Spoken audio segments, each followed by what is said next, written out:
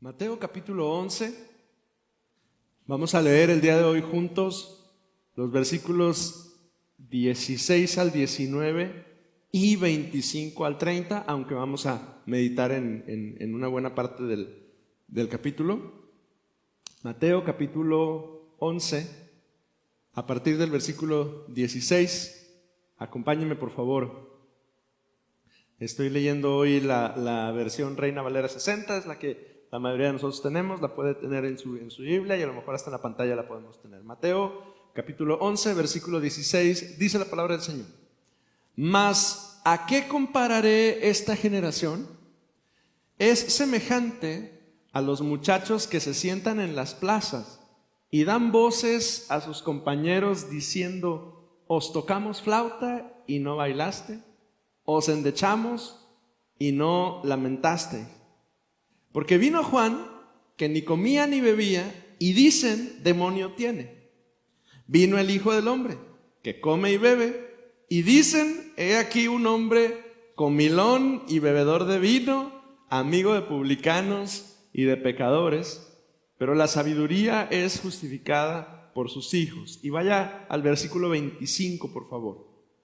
En aquel tiempo respondiendo Jesús dijo: Te alabo, Padre, Señor del cielo y de la tierra, porque escondiste estas cosas de los sabios y de los entendidos y las revelaste a los niños. Padre, porque así te agradó. Todas las cosas me fueron entregadas por mi Padre.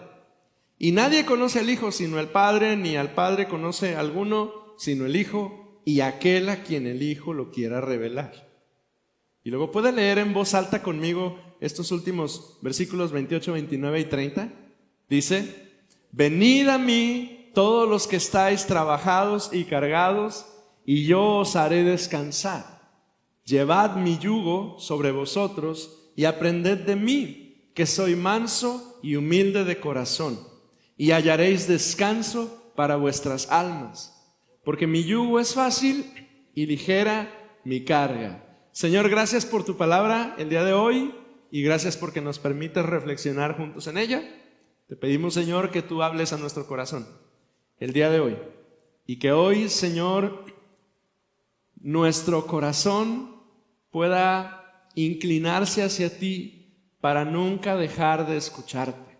En el nombre de Cristo Jesús. Amén. Amén. Nunca debemos dejar de escuchar al Señor. Probablemente usted sabe la historia que le voy a contar. En el 2007, un periódico de Estados Unidos llamado el Washington Post realizó un experimento pidiéndole a un violinista muy virtuoso llamado Joshua Bell, es uno de los músicos más reconocidos del mundo, y le pidieron que tocara en incógnito en una estación del metro en Washington. Entonces ahí tiene el hombre Bell con ropa sencilla, ropa como la de cualquiera de nosotros, distinto al smoking que usaría en una gala, ¿verdad? En un teatro muy exclusivo. No, llevaba ropa sencilla, llegó a la estación del metro, abrió el estuche del violín y comenzó a interpretar algunas de las piezas más complejas jamás escritas para el violín. Tenía consigo un violín muy fino, de una marca que quienes saben de instrumentos sabrán que es carísima, un violín Stradivarius, valorado en... ¿cuánto cuesta un Stradivarius? Millones de dólares. O sea, usted dice, no puede ser, pues si la piecita esa de madera viejito que se ve que no vale nada, pues cuesta una millonada. Bueno, ahí está el Bell tocando su violín Stradivarius, y durante 43 minutos estuvo en una estación del metro tocando lo mismo que hubiese tocado en cualquier otro lugar, pero en el metro. Pero pasó algo inesperado. ¿Usted tiene una idea cuántas personas pueden transitar por una estación del metro? Muchísimas. De hecho, en esta temporada que nuestra iglesia ha estado colaborando en Pan de Vida en el metro, una de las razones por las cuales han permitido que estemos en Cuauhtémoc y en Félix U. Gómez y en Universidad es porque son las que tienen un mayor flujo de personas. Miles de personas transitan por ahí. Bueno, miles de personas estuvieron ahí en el metro y pasaron enfrente del violinista y nadie se detuvo. La música era extraordinaria, el músico era extraordinario, el instrumento era extraordinario, pero nadie se detenía a escucharlo. Y el periodista que ideó toda esta locura se preguntó, ¿por qué? ¿Podemos reconocer la belleza fuera del contexto en el cual pensamos que se debe de encontrar? ¿Por qué el mismo violinista en el Teatro de Bellas Artes, delante de una multitud de personas, iba a ser honrado y reconocido y ovacionado, pero ahí en la estación del metro, el mismo tipo, nadie se dio cuenta?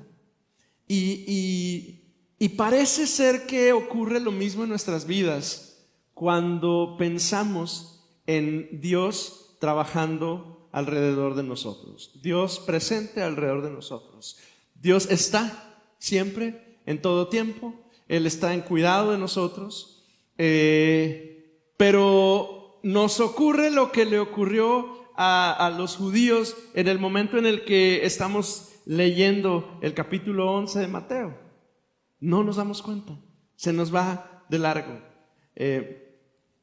El mayor peligro espiritual que tú y yo podemos correr no es que Dios deje de hablarnos, es que nuestro corazón pierda la capacidad de escuchar al Señor.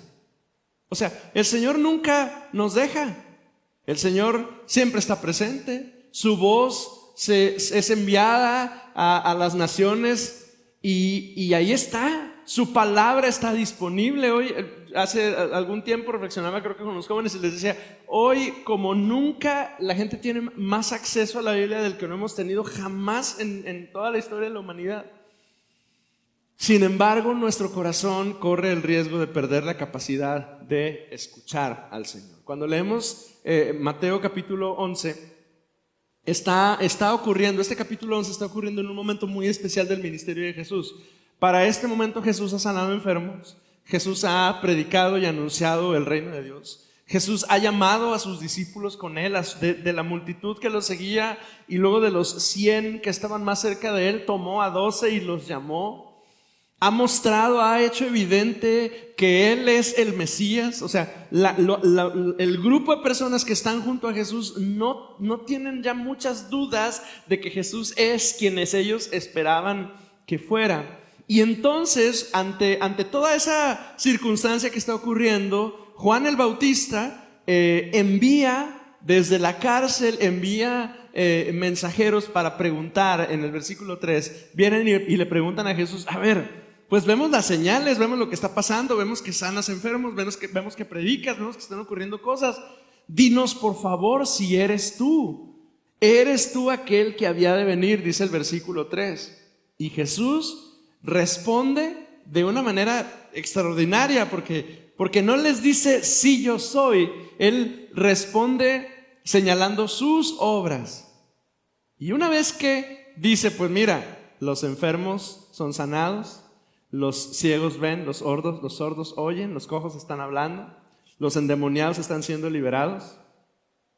Y entonces confronta a la gente que está ahí enfrente, que tienen evidencia suficiente para reconocer que Jesús es el Mesías, pero que al mismo tiempo tienen un corazón indispuesto, que no tienen oídos para oír.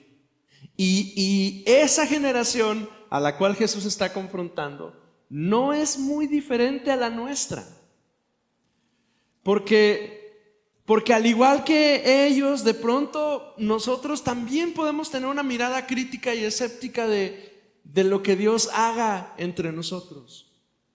Pero al mismo tiempo somos tú y yo, somos llamados a tener corazones no críticos, sino dispuestos, que aprenden, que reconocen, que aprenden a descansar en el Señor. Voy a leer una vez más los versículos del 16 al 19. ¿A qué compararé esta generación? semejante a los muchachos que se sientan en las plazas y dan voces a sus compañeros y dicen: tocamos flauta y no bailaste, endechamos y no te lamentaste. Vino Juan y dijeron: no bebe ni come, y dicen: tiene demonio. Vino el Hijo del Hombre, come y bebe, y dicen: es un comilón. La escena que Jesús describe es muy curiosa, porque esa frasecita del versículo 17, tocamos flauta y no bailaste, endechamos y no lamentaste, describe una escena que era a lo mejor particular y reconocida para los primeros escuchas. Nos imaginamos a un grupo de niños en la plaza que están jugando, y están jugando cantando canciones de boda y cantando canciones de velorio. Y hay otro grupo de niños que cuando estos vienen y les cantan, no quieren jugar con ellos, ¿sí? Es más o menos la escena que está describiendo Jesús. Entonces Jesús no está hablando del juego, más bien esta expresión que nos encontramos en el versículo 17 es un señalamiento a la respuesta apática de quienes no querían jugar. Es el equivalente, pues, para que me entienda, a cuando usted y yo venimos con alguien disgustado. ¿Alguien conoce a alguien disgustado? Sí. Qué padre, hace calor. Ay, no, el calor horrible. Ay, qué padre, está bien fresco. Ay, no, qué frío, me tuve que cobijar, ¿no? Qué bonito, la lluvia. No, hombre, ya se me mojaron los tenis, ¿no? Qué padre el lugar, el día está hermoso. No, me da alergia el sol. ¿Y qué le decimos a alguien así disgustado?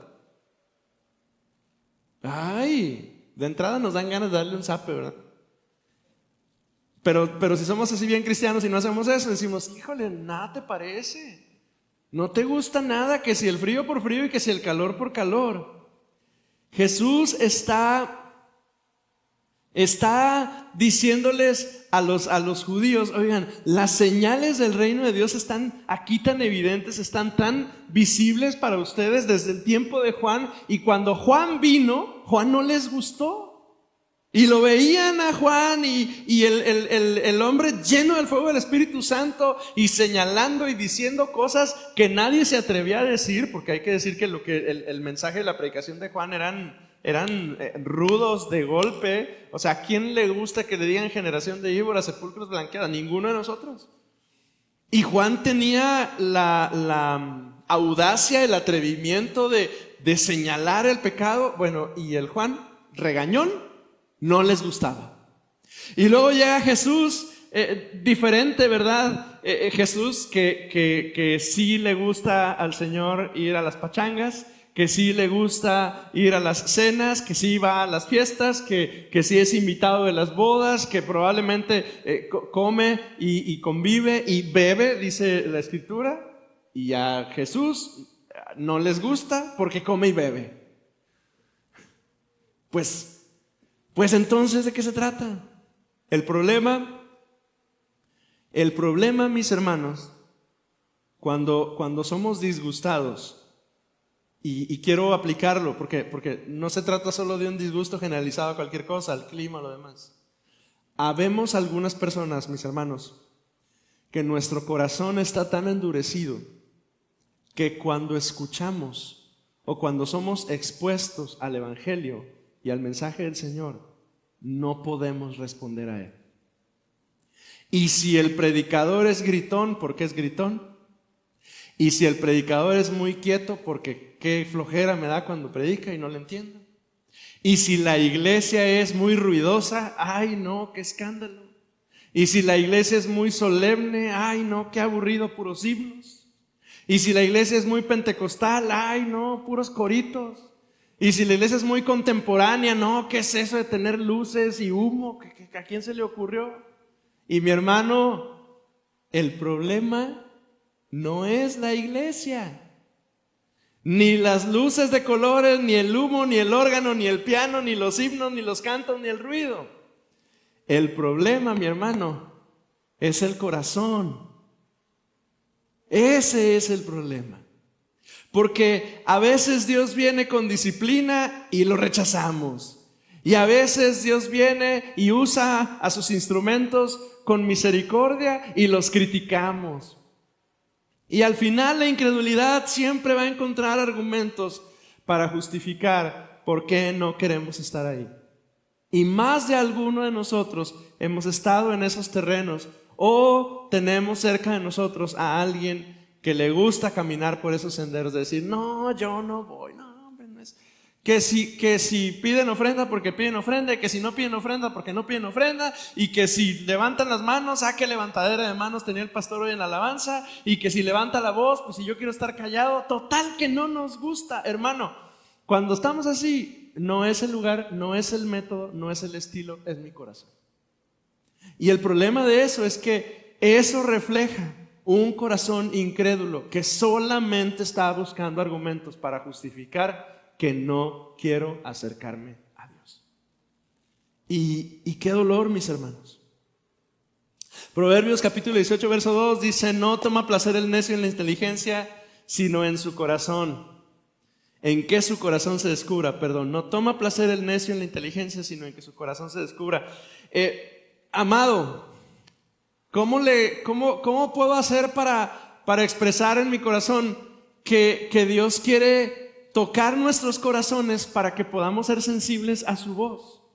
Cuando el Señor les dice a los judíos, ¿a qué voy a comparar esta generación? No se refiere, porque alguien puede pensar, bueno, lo que pasa es que Jesús le está hablando a los viejitos de ese tiempo y con los jóvenes sí tenía identificación.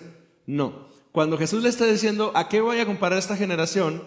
No se refiere a edad, sino a una clase de personas con una cierta característica, con una cierta actitud espiritual.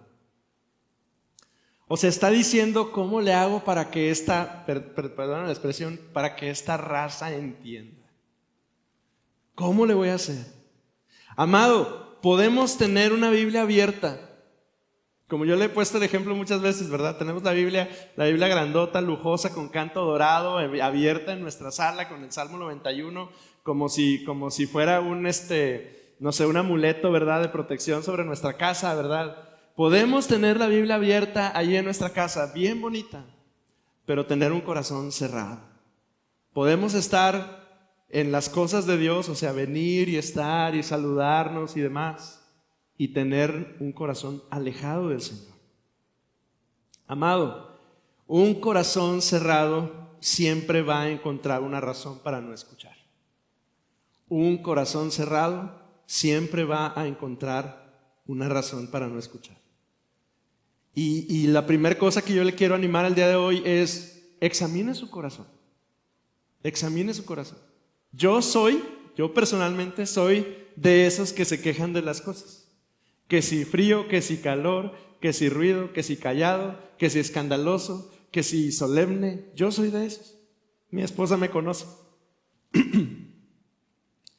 Y yo tengo que hacer ese ejercicio de examinar mi corazón y cuidar, mi hermano, que no sea mi corazón incrédulo que está buscando pretextos y argumentos para no acercarme al Señor.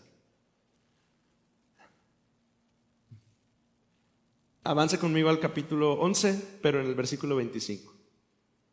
En aquel tiempo respondió Jesús y dijo: Te alabo, Padre, Señor del cielo y de la tierra, porque escondiste estas cosas de los sabios y de los entendidos y las revelaste a los niños. Padre, porque así te agradó. Todas las cosas me fueron entregadas por mi Padre y nadie conoce al Hijo sino el Padre, ni al Padre conoce a alguno sino el Hijo, y aquel a quien el Hijo lo quiso revelar. Y una vez que confronta a los judíos y les dice: ay, ¿quién los entiende? ¿Qué es lo que quieren? Ahora cambia el tono el Señor y entonces expresa una oración y dice: Te alabo, Padre, porque escondiste estas cosas de los sabios y los entendidos y las revelaste a los niños. Jesús no está atacando ni la inteligencia ni el pensamiento de esta gente. Jesús sabe que el problema no son las mentes preparadas de todos ellos, sino el corazón arrogante. Y toma esta palabrita, nefios, niños, Literalmente significa un pequeñito que depende de alguien más. O sea, no es solo porque hoy creo que la clasificación de niños es de los 0 hasta los 18 años, ¿verdad? O sea, una vez que ya tienes 18 ya no eres un niño, eres un adulto, pero antes de eso eres un menor de edad. Pero esta clasificación de niños se refiere a un niño chiquito como la chiquita de nuestra hermana Liz, o sea, pequeñitos o como yo le digo el tocayo, pero todavía no sabemos cómo se va a llamar, como el niño de Uziel y de Coquis, ¿verdad? Pequeñitos, un niño que necesita que lo asistas, que lo tienes que llevar al baño, que le tienes que ayudar, que le tienes que instruir, que no puede hacer las cosas por sí mismo. Jesús dice, le escondiste esto a los sabios y se lo revelaste a los niños. ¿Por qué usaría esa imagen el Señor? Porque es la imagen de alguien que sabe que necesita recibir ayuda, que se sabe dependiente de alguien más. Yo no sé cómo le fue a usted cuando entrenó a sus hijos para ir al baño, pero ¿qué hacen los niños cuando les dan ganas de hacer pipí? Vienen contigo, ¿verdad? Y te dicen. Y si estás ocupado, más vale que atiendas pronto, ¿verdad? Porque si no, puede ocurrir ahí un desastre. Pero vienen contigo y te jalan el pantalón y te dicen, papi, pipí, córrele, ¿no? Y ahí vas corriendo para llegar al baño, para que no haya un accidente, ¿verdad? Porque el niño sabe que por sí mismo, una cosa tan sencilla como quitarse el cinto y desabrocharse el pantalón, no lo sabe hacer, ¿no es cierto? Necesita que le instruyamos, que le ayudemos. El Señor toma esta imagen de los niños para describir a alguien que sabe que necesita recibir ayuda. El que cree que lo sabe todo, ese está lejos del reino.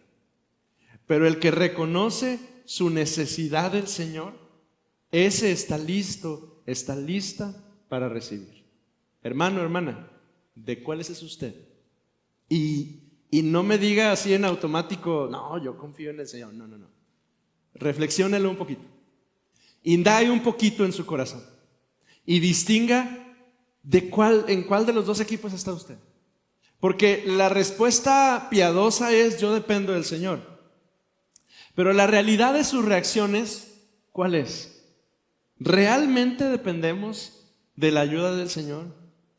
¿O han pasado los años y hemos construido ya nuestros recursos alrededor de los cuales podemos tomarnos, y cuando ocurre algo ya sabemos qué hacer y ya no dependemos tanto del Señor más que de nosotros? Santiago capítulo 4 versículo 6 dice, Dios resiste a los soberbios y le da gracia a los humildes. Primera de Corintios dice que lo necio del mundo es lo que Dios escogió para avergonzar a los sabios. Entonces, hermano, hermana, yo quiero ser de los que dependen del Señor.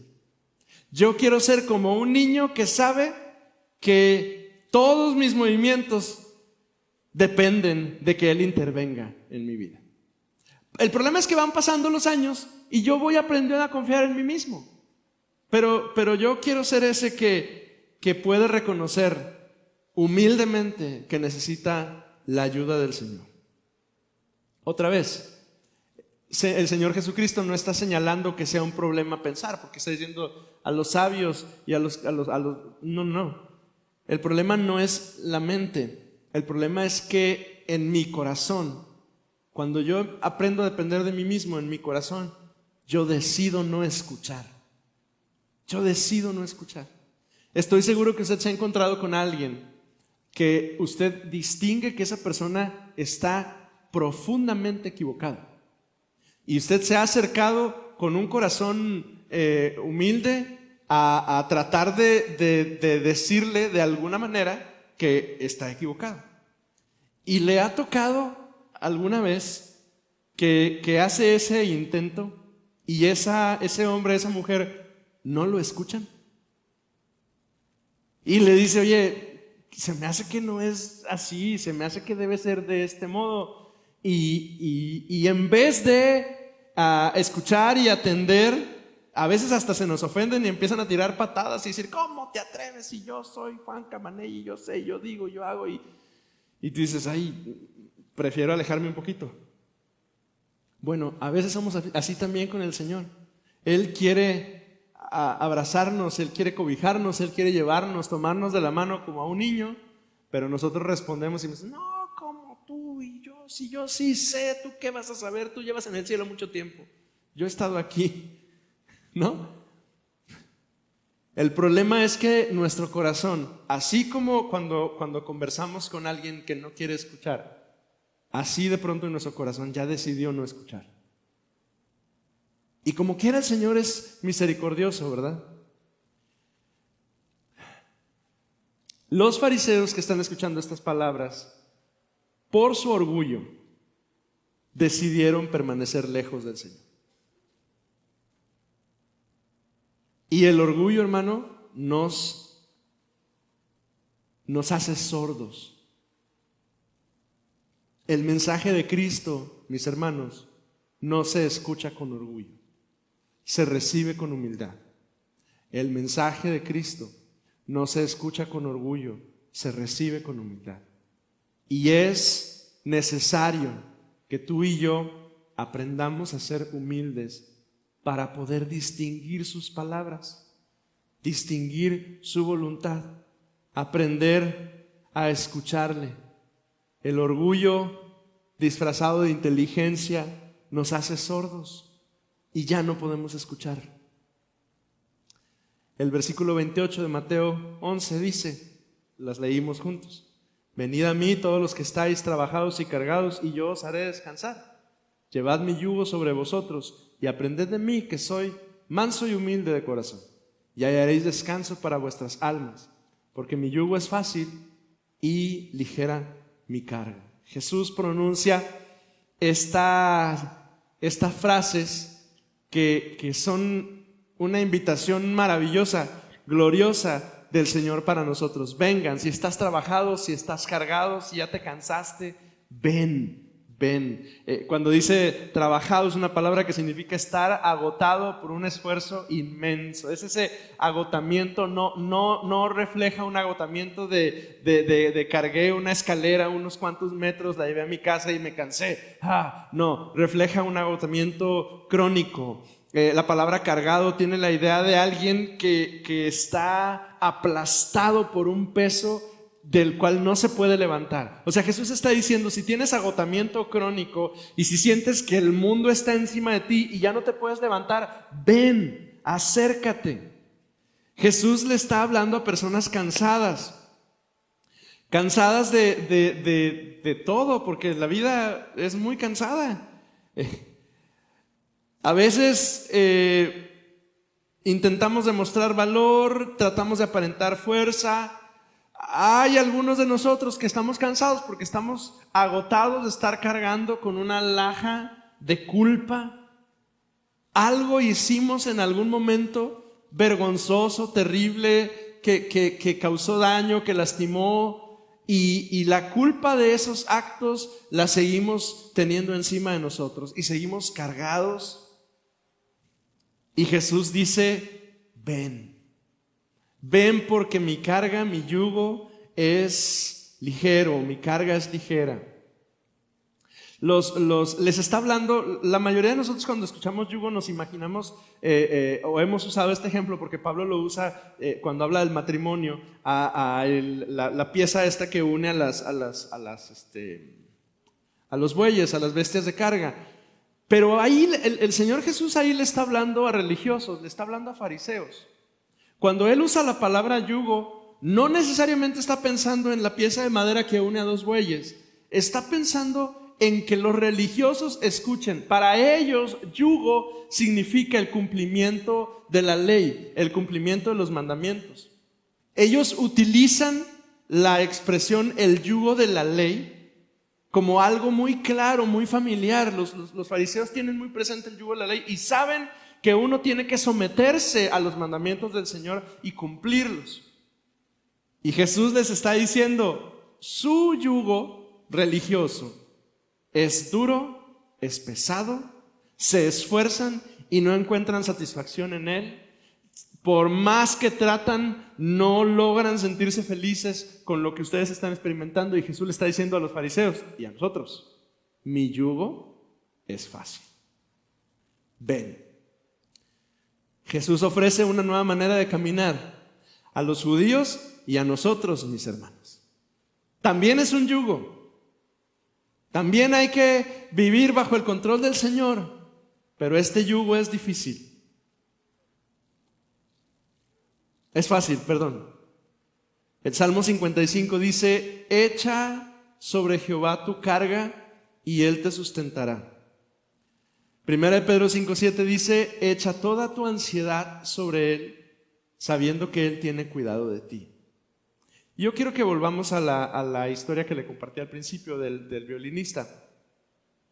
El violinista está ahí en la estación del metro, la música está ahí, la belleza está ahí, el virtuoso está ahí, pero la gente está demasiado ocupada para detenerse.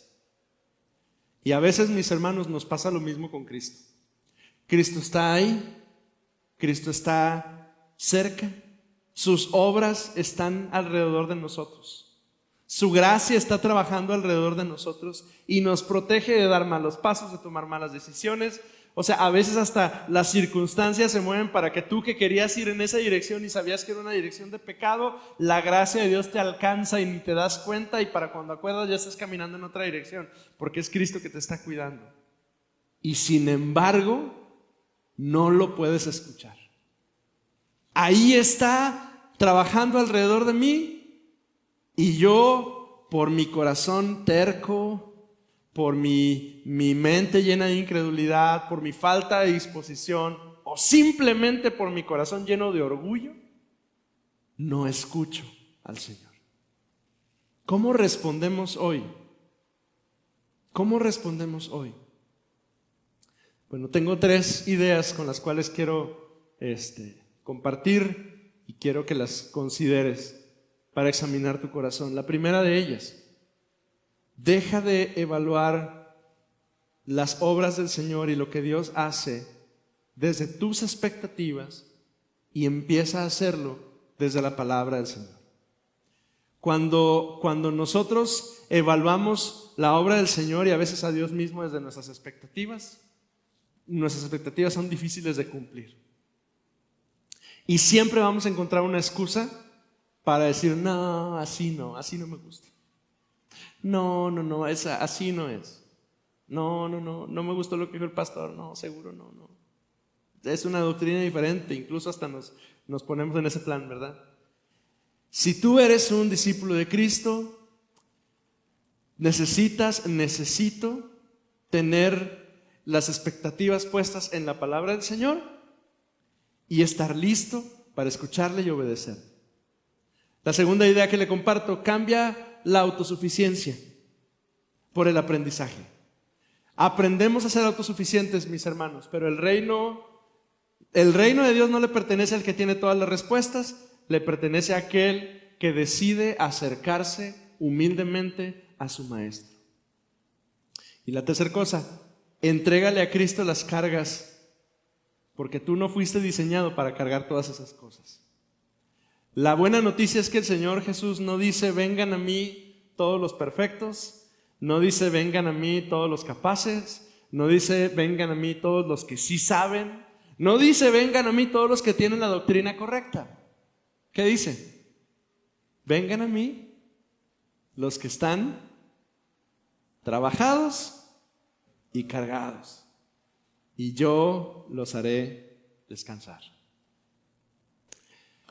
¿Será, mi hermano, mi hermana, que hoy es un buen día para venir de regreso al Señor?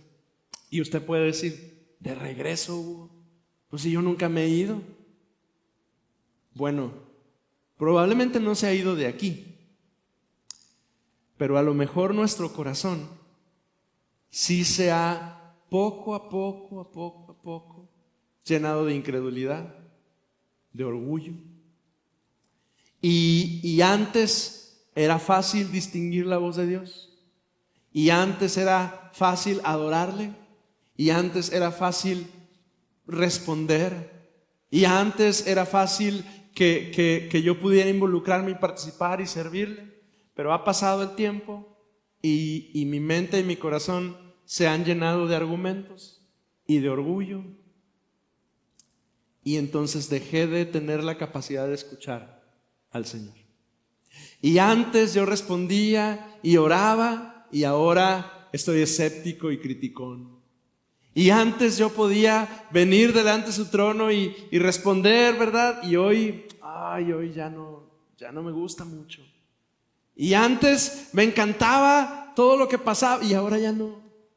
Amado, amada, quizá es porque necesitamos hacer una limpieza del corazón, ¿verdad? Y decirle al Señor: Señor, quita este orgullo, quita esta incredulidad, quita esta bola de argumentos que han ido llenando mi mente y mi corazón, y permíteme volver. ¿Será que podemos orar juntos así el día de hoy? Incline su rostro, por favor, conmigo, iglesia.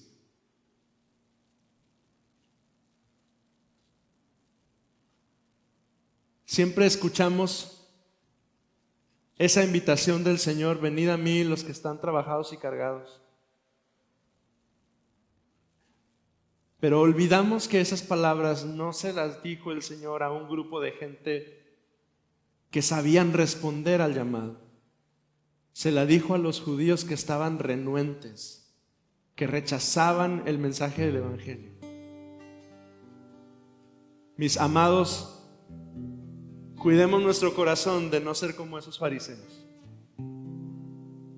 Y que cuando el Señor viene y habla y nos invita, nosotros podamos responder. Oremos al Señor. Señor, te damos gracias el día de hoy por tu presencia con nosotros. Te damos gracias el día de hoy por tu palabra, Señor. Y te doy gracias, Señor, porque hoy yo escucho tu invitación y yo quiero responder.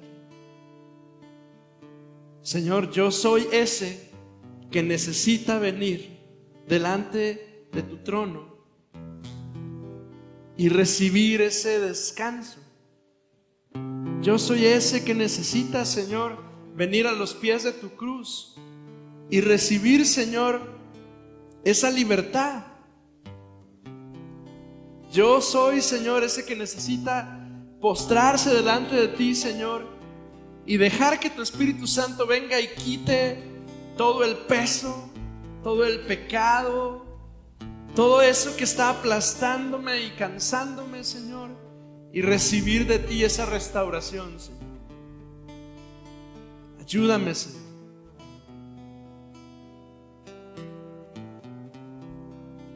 Iglesia, si usted ora de esa manera, mi hermano, mi hermana, ¿qué le parece si estamos de pie juntos? Y es más, yo me voy a atrever a pedirle, hermano, hermana, si usted distingue que hay un peso encima de usted que necesita que el Señor quite, pues pongámonos a cuentas delante del Señor y vengamos aquí al altar y oremos al Señor. A lo mejor a alguno no le gusta la idea de venir al altar. Póngase de rodillas ahí donde se encuentra en su lugar y dígale conmigo al Señor: Señor, quita este peso. Yo soy ese que está agotado y que está cansado y que está lleno de orgullo y que hace tiempo que no puede escuchar tu voz, Señor. Ayúdame, Dios, a escucharte. Ayúdame, Señor, sensibiliza mi corazón. Quita el yugo pesado, Señor, y pon en mí tu yugo, Señor, que es fácil, y tu carga, Señor, que es ligera. Señor, aquí estamos, tus hijos, tu pueblo, tu iglesia, Señor, necesitados de ti, Señor. Aquí estamos, Señor. Quita, Señor, toda carga, quita todo peso, Señor, pero especialmente, Señor, quita todo orgullo de nuestro corazón. Señor, si nuestro corazón se ha llenado de soberbia, de orgullo, ayúdanos, Señor. Lávanos, límpianos, Señor. Permite, Señor, que podamos escucharte otra vez y que nuestros corazones, Señor, estén sensibles otra vez a ti. En el nombre de Jesús.